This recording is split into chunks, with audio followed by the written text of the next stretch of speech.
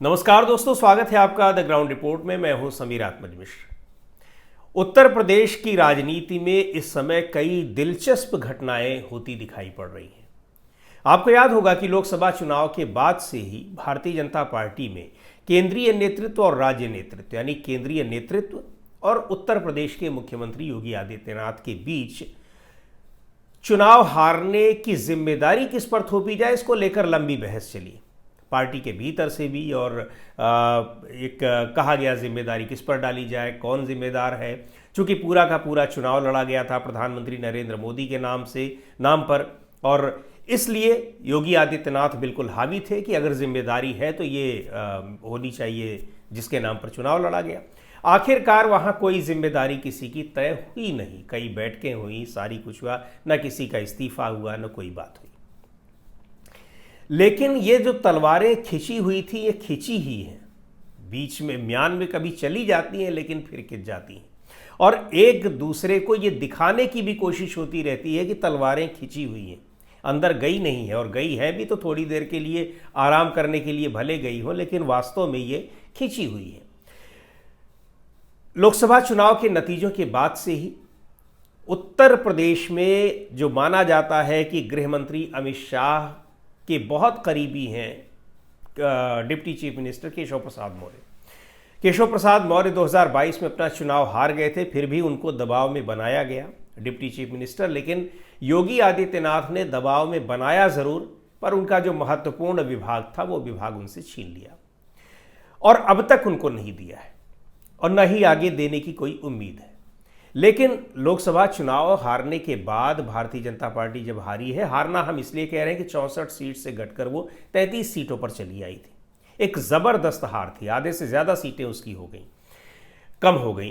तो ये जो चीज़ें थी उसकी उसमें, और चूंकि पूरा का पूरा चुनाव लड़ा गया था प्रधानमंत्री नरेंद्र मोदी के नाम पर, जिम्मेदारी किसकी तय हो, हार की जिम्मेदारी, इसको लेकर ज़बरदस्त बहस चली। और योगी आदित्यनाथ काफ़ी उसमें एक कह लीजिए कि एग्रेसिव मूड में थे, क्योंकि चुनाव पूरा लड़ा गया था मोदी के नाम पर।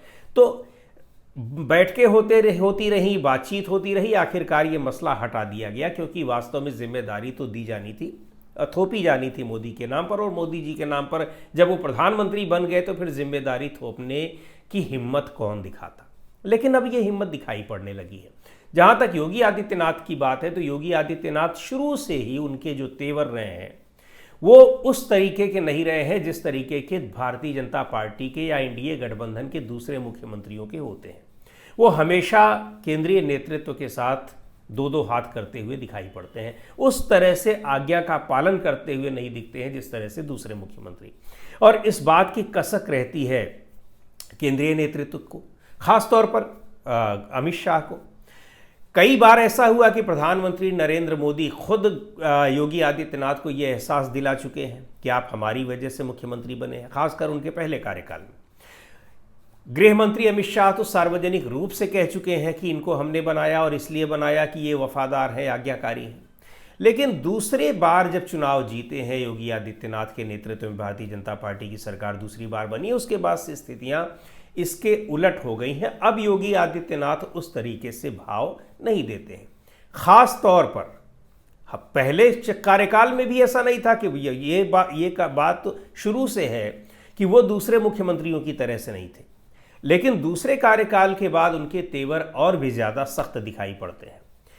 और भारतीय जनता पार्टी के जो शीर्ष नेतृत्व है अब उस तरीके से ये कहने की भी हिमाकत नहीं कर पाता है कि उन्होंने बनाया, क्योंकि दूसरी बार वो चुनाव जीत कर आए हैं और तब योगी आदित्यनाथ के नाम पर ही जीते थे। 2017 का चुनाव भले ही भारतीय जनता पार्टी के नाम पर जीता गया हो, मोदी के नाम पर जीता गया हो, लेकिन 2022 योगी आदित्यनाथ मुख्यमंत्री थे और उन्हीं के नाम पर चुनाव लड़ा जा रहा था।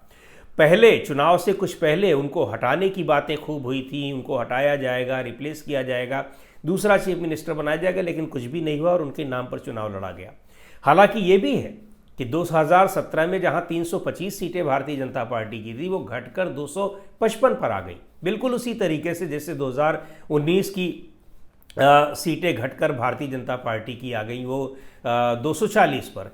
तो यहाँ जिस तरह से मोदी के नाम पर चुनाव हारा गया, उसी तरीके से हार वहाँ भी हुई थी, लेकिन पूर्ण बहुमत रहा और सरकार बनी। हाल फिलहाल में जिस तरीके से ये चीज़ें फिर बढ़ रही हैं, यानी अमित शाह ये दिखा रहे हैं कि केशव प्रसाद मौर्य उनके अपने कैंडिडेट हैं। केशव प्रसाद मौर्य की लगातार बैठकें हो रही हैं, कई बार इस बीच मिल चुके हैं गृह मंत्री अमित शाह के साथ, तस्वीरें आती हैं, और अब उत्तर प्रदेश के दूसरे मुख्यमंत्री ब्रजेश पाठक भी उनसे मिल रहे हैं। इन सब के बीच चर्चाएं ये हैं कि हो सकता है केशव प्रसाद मौर्य को एक बार फिर प्रदेश अध्यक्ष बना दिया जाए। केशव प्रसाद मौर्य बनना भी चाहते हैं, क्योंकि उनको पद तो भले डिप्टी चीफ मिनिस्टर का मिला हुआ है, विभाग उनके पास जो है वो महत्वपूर्ण नहीं है, उसकी कोई अहमियत बहुत ज़्यादा नहीं है, विभाग बाकी मिनिस्टर तो मिनिस्टर ही हैं। तो वो चाहते हैं कि यहाँ से हटाकर उनको सीधे संगठन में भेज दिया जाए, वो कहीं ज़्यादा बेहतर होगा उनके लिए। और आने वाला विधानसभा चुनाव उस समय वो अगर प्रदेश अध्यक्ष रहेंगे तो कम से कम वो ज़्यादा महत्वपूर्ण हैसियत उनकी उस लिहाज से रहेगी, और केंद्रीय नेतृत्व उनको चाहता भी है, ऐसी खबरें हैं। इधर ब्रजेश पाठक का भी लगातार मिलना, और ये दोनों चीज़ें बता रही हैं कि केशव प्रसाद मौर्य और ब्रजेश पाठक जो लगातार गृहमंत्री अमित शाह से मुलाकात कर रहे हैं, तो ये दिखाने के लिए भी हो रहा है कि ये दोनों उनके अपने कैंडिडेट हैं और दोनों डिप्टी चीफ मिनिस्टर हैं, सीधे मुकाबला करते हुए दिख रहे हैं किससे, मुख्यमंत्री योगी आदित्यनाथ से। लेकिन इन दोनों ही मंत्रियों की हैसियत, डिप्टी चीफ मिनिस्टर्स की हैसियत एक मंत्री से बढ़कर कुछ भी नहीं है, या सीधे तौर पर अगर हम कहें तो उतनी भी नहीं है। ब्रजेश पाठक की अपने महकमे में कितनी चलती है, एक सीएमओ तक का ट्रांसफर वो नहीं करा सकते हैं। आपने देखा होगा कि कानपुर में एक डीएम के साथ सीएमओ उलझ गए, और उस उलझन में कहीं भी ब्रजेश पाठक की कोई भूमिका दिखाई नहीं पड़ी। अगर दिखाई भी पड़ी होगी तो वो उनकी कहीं से वो चली नहीं, आखिरकार डीएम ने हटा दिया। लेकिन ये है कि फिर से उनको कोर्ट के आदेश पर सीएमओ फिर आए और उन्होंने ज्वाइन किया। लेकिन कई जगह ये भी देखा गया कि छापा मार कर आते हैं, डांट कर आते हैं और चेतावनी देकर आते हैं, लेकिन उन किसी का कुछ बिगड़ता नहीं है।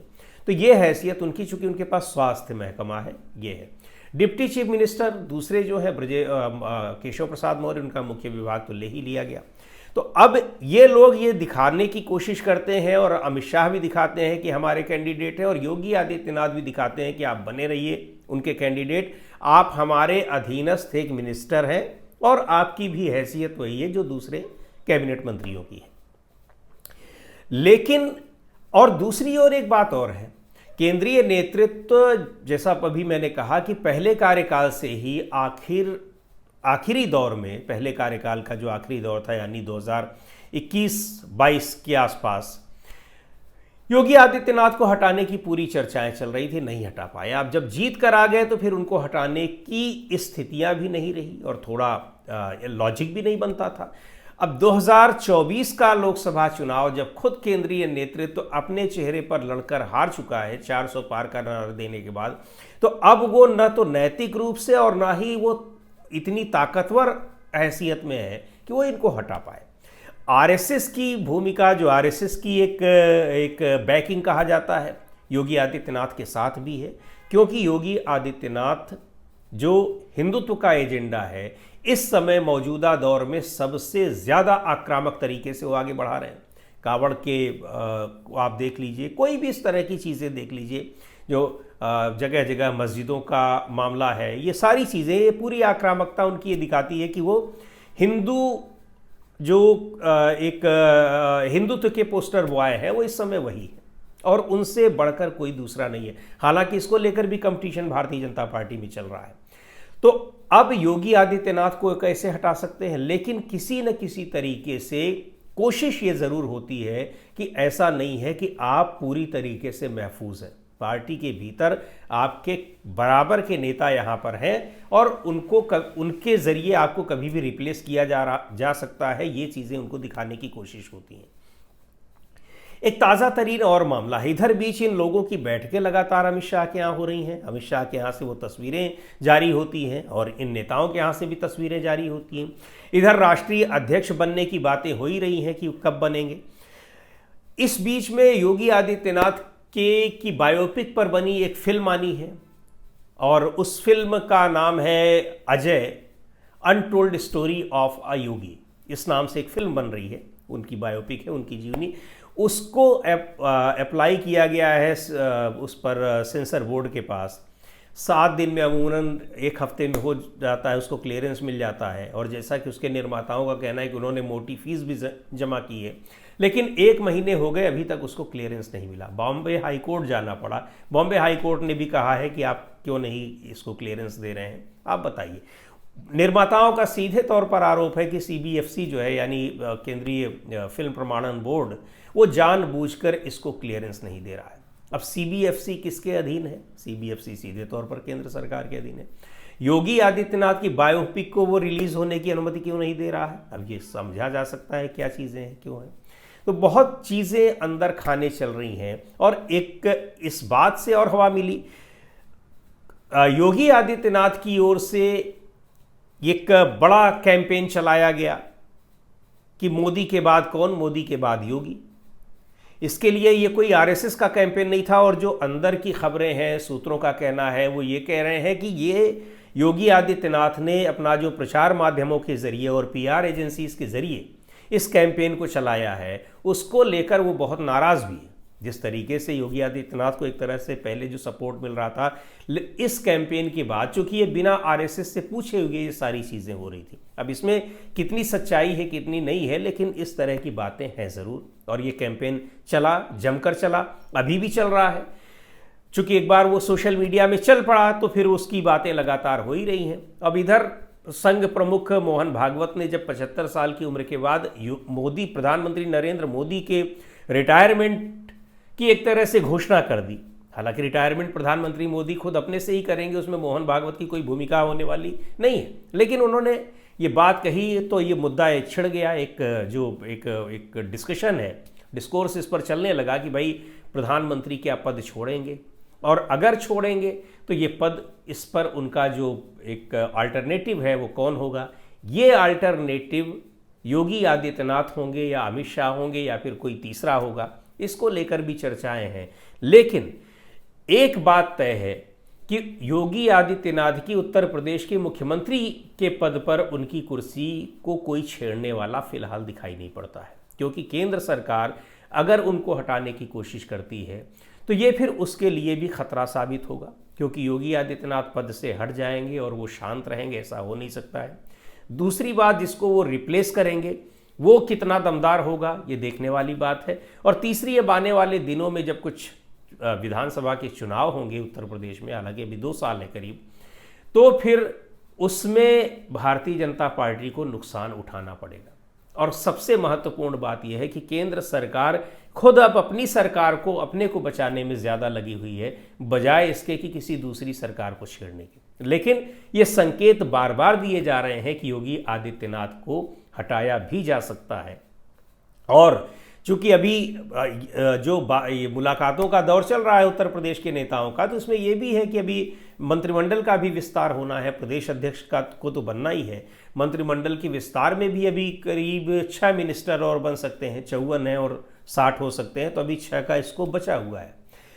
तो ये सारी चीज़ें तो चल रही हैं, लेकिन एक बड़ा खेल ये भी चल रहा है कि प्रधानमंत्री नरेंद्र मोदी के बाद उनका विकल्प कौन है। और दूसरी बात ये कि क्या उत्तर प्रदेश में भी नेतृत्व परिवर्तन होगा। तो मोदी के हटने के बाद अगर योगी को मोदी की जगह रिप्लेस किया जाता है, तब तो उत्तर प्रदेश में परिवर्तन की संभावना बन सकती है। लेकिन बिना उसके योगी को रिप्लेस करके किसी दूसरे नेता को बीजेपी अगर मुख्यमंत्री बनाती है तो इसकी संभावनाएं नज़र नहीं आ रही हैं। लेकिन केंद्रीय नेतृत्व की ओर से ये कोशिशें लगातार जारी हैं। आज के वीडियो में इतना ही। अगले वीडियो में फिर मिलेंगे एक नए विषय के साथ, एक नए मुद्दे के साथ। द ग्राउंड रिपोर्ट के यूट्यूब चैनल को आपने अब तक सब्सक्राइब न किया हो तो ज़रूर कर लें। हमारे वीडियोस को लाइक करें, शेयर करें और अपने सुझाव भी हमें ज़रूर भेजें।